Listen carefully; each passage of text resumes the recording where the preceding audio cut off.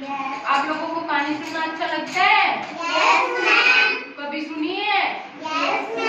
आप सुनाओगे मुझे या मैं आपको सुनाऊं?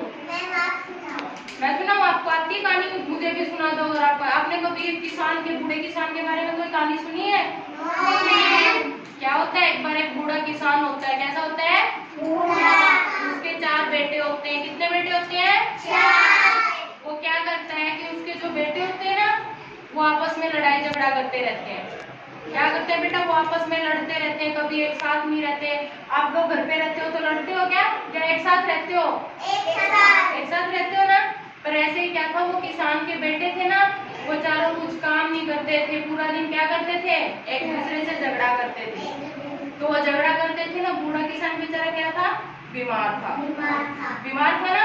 तो वो किसान क्या करता था, उसको अपने बेटों को लेकर चिंता रहती थी कि इनके बेटे क्या करेंगे, कुछ काम नहीं करेंगे। अगर ये ऐसे ही लड़ते रहेंगे तो, अगर ऐसे ही लड़ते रहे तो ये कुछ भी नहीं कर सकते ना। तो इसलिए वो किसान क्या सोचता है, एक दिन वो बीमार हो जाता है, बहुत ज्यादा बीमार होता है। तो वो क्या करता है, अपने चारों बेटों को अपने पास बुलाता है। क्या करता है? चारों बेटों को अपने पास बुलाता है और वो कहता है कि तुम लोगों से मुझे एक काम है। वो उनसे क्या करवाता है, वो एक लकड़ी का गट्ठा लेके रखता है। देखो जैसे मेरे पास ये बहुत सारी लकड़ियां है ना, बहुत सारी लकड़ियां है ना।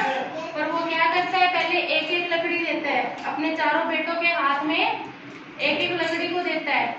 चारों बेटों को एक एक लकड़ियां दे देता है।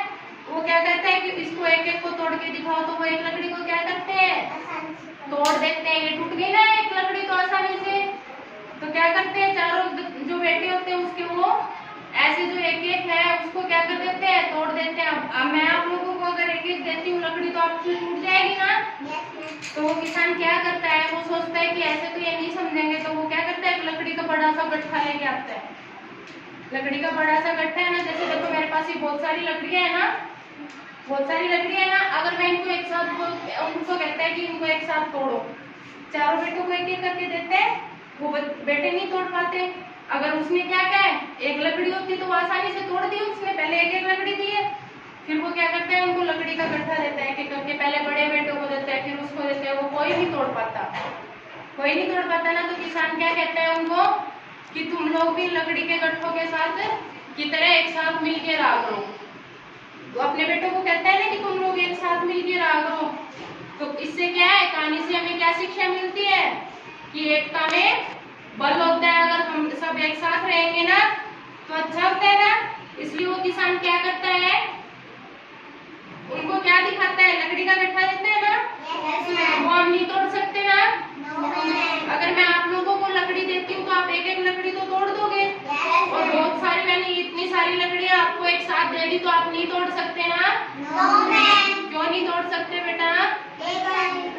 क्यों नहीं तोड़ सकते? बहुत ज्यादा होगी ना, तो इनमें क्या है, ताकत हो गई ना। तो ऐसे ही किसान क्या कहते हैं अपने चारों बेटों को कि तुम भी लकड़ी के गट्ठों की तरह हमेशा एक साथ रहा करो। क्या कहते हैं? एक साथ रहो। और एक साथ रहने से हमें इस कहानी से क्या शिक्षा मिली? अच्छी शिक्षा मिली ना। और वो अच्छी शिक्षा क्या थी कि एकता में बल होता है।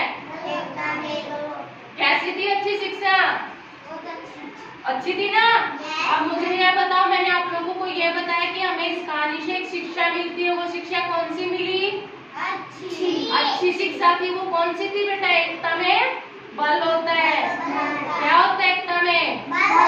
बल होता है। एक आदमी अकेला कभी काम नहीं कर सकता ना अच्छे से। अगर बहुत बड़ा काम होता है, सब मिलके एक साथ करते हैं तो वो काम अच्छे से पूरा हो जाता है।